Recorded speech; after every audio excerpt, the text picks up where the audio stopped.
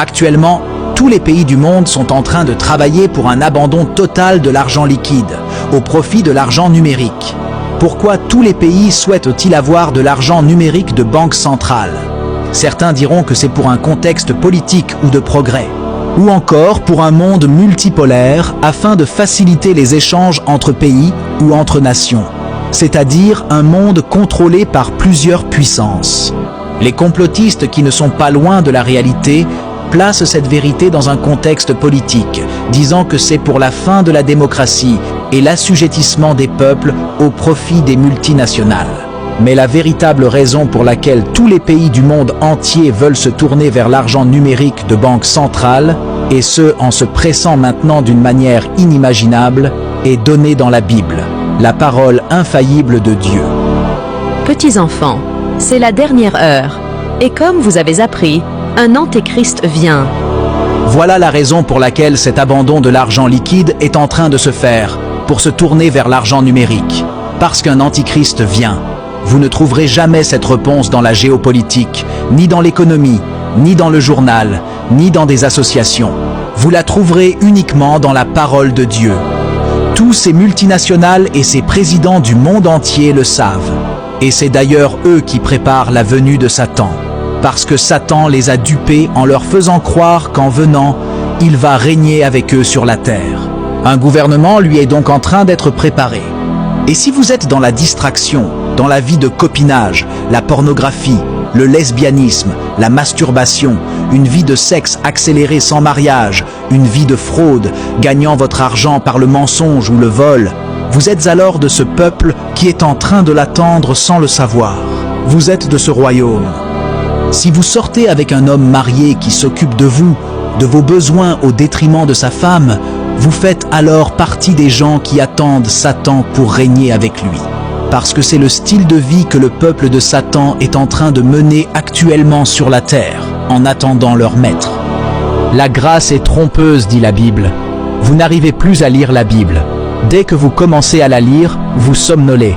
Par contre, sur les réseaux sociaux, vous pouvez suivre toutes sortes de bêtises sans jamais se fatiguer pendant des heures. Si c'est ce que vous vivez actuellement, alors vous êtes parmi ce peuple qui attend Satan. Des médisants et des critiqueurs. Lorsque votre bouche s'ouvre pour parler en mal de quelqu'un, vous le faites avec élégance. Mais quand il s'agit de prier, de chercher et de connaître Dieu, de demander à Dieu de tuer le moi qui est en vous, vous n'avez plus de mots en ce moment-là. Et si vous ne vous ressaisissez pas en entendant ces paroles, la grâce vous trompera, elle vous passera par-dessus la tête.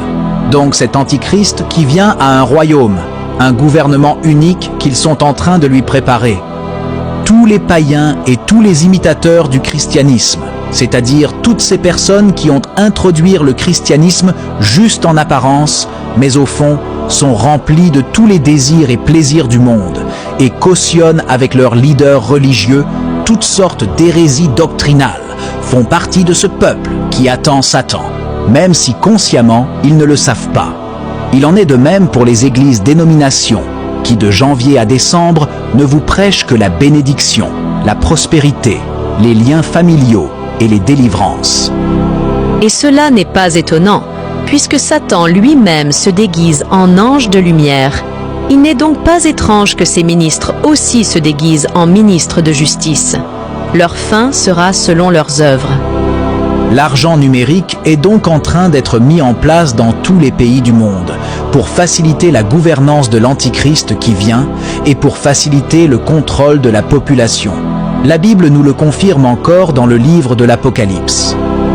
Et elle fit que tous, petits et grands, riches et pauvres, libres et esclaves, reçussent une marque sur leur main droite ou sur leur front, et que personne ne put acheter ni vendre sans avoir la marque, le nom de la bête ou le nombre de son nom.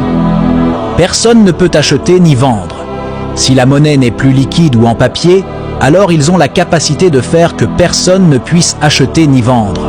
Voilà pourquoi, chers frères et sœurs, nous sommes au dernier virage. Nous jouons les dernières minutes de l'histoire du monde. Et au lieu de nous réveiller, nous nous endormons encore de plus belle. Nous nous enfonçons dans la distraction des réseaux sociaux, tout en étant au courant de toutes les actualités païennes qui passent. si bien que notre âme devienne tellement empoissée qu'on a du mal à passer du temps en prière et à méditer la parole de Dieu. Romains 10, verset 17 nous dit que la foi vient de ce qu'on entend. À force d'entendre des choses sales, la chair prend le dessus sur l'âme et l'esprit. Et nous voyons vraiment que tous ceux qui sont dans ces choses ne se consacrent plus. Abonnez-vous et laissez en commentaire partie 7 pour être notifié de la suite. À très bientôt.